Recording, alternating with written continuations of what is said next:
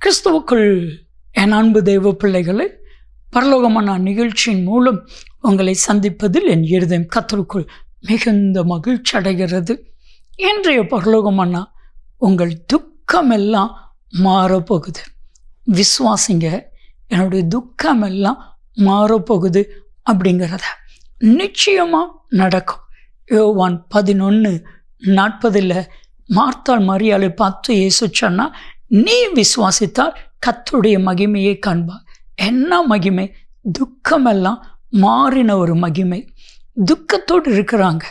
லாசர் இறந்துட்டான் என்கிற துக்கத்தோடு இருக்கிறாங்க. நீர் மாத்திரம் இங்கே இருந்தால் இது நடக்காது என்கிற துக்கத்தோடு இருக்கிறாங்க. ஆனால் அவங்களுடைய துக்கத்தை கர்த்தராகிய இயேசு கிறிஸ்து சந்தோஷமாய் மாற்றினார்.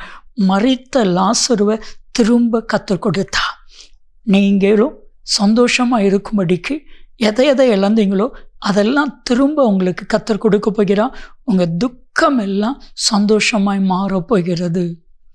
பிரியமானவர்களே, இன்னைக்கு மேக்சிமம் அநேக தேவ பிள்ளைகளுடைய இருதயம் துக்கத்தினால நிறைஞ்சிருக்கிறது. ஆனால் துக்கத்தோடு நீங்கள் இருக்கிறத கர்த்தர் விரும்பவில்லை. அதை நல்லா புரிஞ்சுக்கோங்க. நீங்கள் துக்கத்தோடு இருக்கணும் அப்படிங்கிறத ஆண்டவர் விரும்பலை. யோவான் 16:20 கர்த்தராகிய இயேசு கிறிஸ்துவே சொன்னார், உலகத்தில் உங்களுக்கு உபத்திரவம் உண்டு, நீங்கள் அழுது புலம்புவீர்கள், இந்த உலகமும் சந்தோஷப்படும், ஆனாலும் உங்கள் துக்கம் சந்தோஷமாய் மாறும். என் அன்பு தெய்வ பிள்ளைகளை, நம்ம அழுது புலம்பலாம், இந்த உலகம் சந்தோஷப்படலாம், ஆனாலும் நம்முடைய துக்கத்தை சந்தோஷமாய் கர்த்தர் மாற்றுவார்.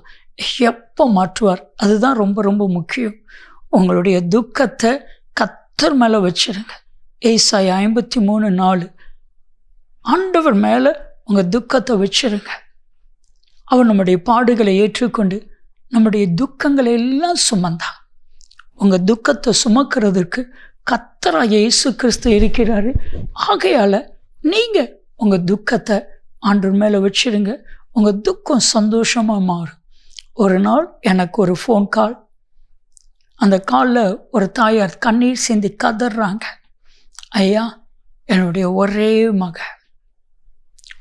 மகன் 5 வருஷத்துக்கு அப்புறம் பெற்றெடுத்த மகன், 25 வயசு, ஆக்சிடெண்ட் ஆகி சாக கிடக்கிறான். மூக்கு வலியா, வாய் வலியா, காது வலியா, ரத்தம் வந்துட்டு இருக்கிற டாக்டர்கள் முடியாதுன்னு சொல்லிட்டாங்க. ஐயா, ஆண்டவர் கிருபையா எனக்கு என் மகனை தரமாட்டாரா? மிகுந்த துக்கத்தோடு, மிகுந்த கண்ணீரோடு, மிகுந்த வேதனையோடு அவங்க ஜெபிக்க கேட்டாங்க. ஜெபிக்கும் பொழுது தீர்க்க தரிசனமாய் கர்த்தர் ஒரு வார்த்தை சொன்னா, துக்கம் சந்தோஷமாய் மாறும். துக்கம் சந்தோஷமாய் மாறும். அதே மாதிரி துக்கம் சந்தோஷமாய் மாறியது.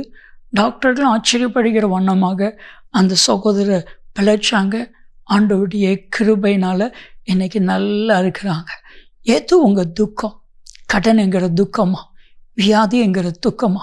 பிரச்சனைங்கிற துக்கமா? பிள்ளைகளை நினச்சி துக்கமா? பிள்ளைகள் ரட்சிக்கப்படலையே, குடிக்கிறாங்களே, கடன் பிரச்சனை இருக்குது, என் குடும்பத்தில் தேவையில்லாத பிரச்சனை நடுவில் நான் மாட்டிருக்கிறேனே, இதெல்லாம் பிசாசு கொண்டு வருகிறது. வேதாகமத்தில் நீதிமானாக இருந்த ஒரு மனிதன் யோபுவை குறித்து அவருடைய நண்பர்கள் என்ன சொல்கிறாங்க? யோபு 2:12-13 ஆறுதல் சொல்ல போன நண்பர்கள் யோபுனுடைய துக்கம் மகா கொடிய துக்கம் என்று சொல்லிட்டு 7 நாள் பேசாமல் மௌனமாக இருக்கிறாங்க. யோபுன்னு சொல்கிறான், என்னுடைய துக்கம் சொல்லி முடியாதது. யோபு 6:3 ஒருவேளை மகா கொடிய துக்கத்தோடு நீங்கள் இருக்கீங்களா? உங்கள் துக்கம் சொல்லி முடியாததோ, யார்ட்டையுமே சொல்ல முடியாத துக்கத்தோடு இருக்கீங்களா? இன்னைக்கு ஆண்டவரிடத்தில், ஆண்டவரே, இந்த காரியத்தை நிமித்தம் என் இருதயம் துக்கத்தோடு இருக்குது ஆண்டவரே, இந்த காரியத்தை உங்கள் மேலே வச்சிடுறேன், கடனை உங்கள் மேலே வச்சிடுறேன், என் பிள்ளைகளை உங்கள் மேலே வச்சிடுறேன், என் வீட்டை, என் குடும்பத்தை, என்னுடைய எல்லா பிரச்சனையும் உங்கள் மேலே. ஆண்டவர் எல்லாத்தையும் மாற்றுவா. செபிக்கலாமா? தகப்பனே, யாரெல்லாம் ஏதோ ஒரு காரியத்து நிமித்தமாக துக்கத்தோடு இருப்பார்களே அண்ணா, என் தேவன் துக்கத்தை எல்லாம் சந்தோஷமாய் மாற்றுவீராக. நீர் அப்படி செய்கிறதற்காக உமக்கு நன்றி. சுவிநாமத்தில் செபிக்கிறோம் ஜீவன்ல பிதாவே, ஆமென், ஆமென். உங்க துக்கம் எல்லாம் மாறப்போகுது. நன்மையும் கிருபையும் ஆசீர்வாதங்களும் நிச்சயமாய் உங்களை தொடரும்.